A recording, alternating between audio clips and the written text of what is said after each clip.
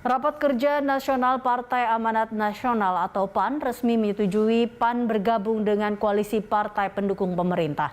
Keputusan itu diambil dalam Rakernas PAN kedua yang digelar pada Selasa 31 Agustus 2021.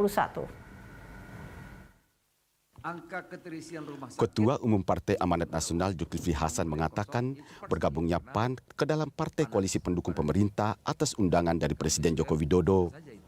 Menurutnya dalam internal PAN sendiri tidak memiliki rencana untuk bergabung ke dalam koalisi pemerintah. Namun PAN akhirnya resmi bergabung karena menilai undangan dari Presiden Joko Widodo adalah sebuah kehormatan.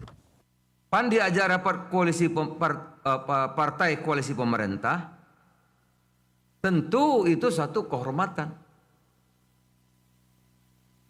Satu kehormatan bagi kami. Diajak, diminta nyampaikan pikiran-pikiran.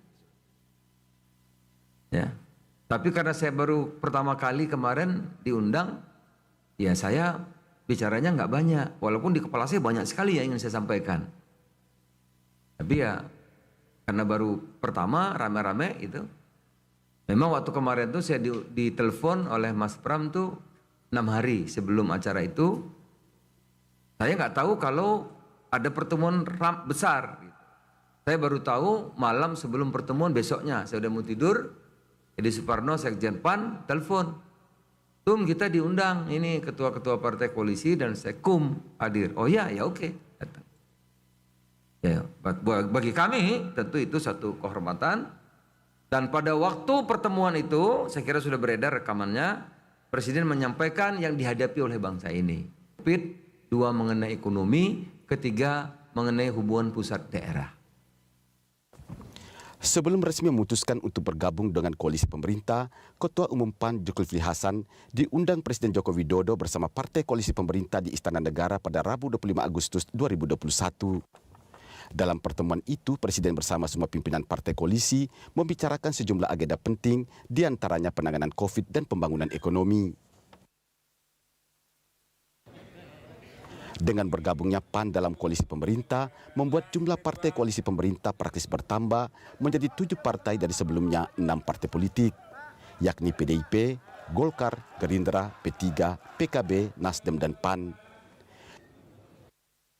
Di luar 6 parpol itu ada beberapa parpol yang tidak lolos ke Senayan tetapi juga tergabung dalam koalisi pendukung pemerintah, yaitu PSI, Hanura, Perindo, PKPI, serta Partai Bulan Bintang. Bergabungnya PAN dalam koalisi pemerintah membuat partai koalisi memperoleh suara mayoritas di DPR, yakni sebanyak 471 kursi dari 575 kursi atau memperoleh 81,91%. Dengan rincian PDIP 128 kursi, Golkar 85 kursi, Gerindra 78 kursi, Nasdem 59 kursi, PKB 58 kursi, PAN 44 kursi, dan P3 19 kursi. Tak hanya itu, partai koalisi juga akan memperoleh suara terbanyak dalam MPR, yakni 471 kursi dari 711 kursi MPR atau sebanyak 66%.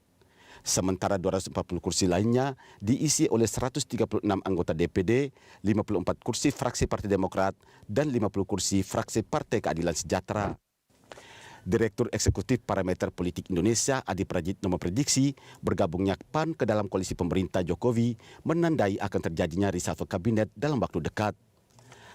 Selain itu, bergabungnya PAN ke dalam koalisi pemerintah disinyalir tak jauh dari upaya meloloskan agenda amandemen Undang-Undang Dasar 1945, khususnya pasal 7 terkait masa jabatan presiden dari 2 periode menjadi 3 periode. PAN juga dinilai bermain politik taktis dengan bergabung ke dalam koalisi pemerintah untuk mendapatkan efek ekor jas dalam pemilu legislatif 2024 mendatang.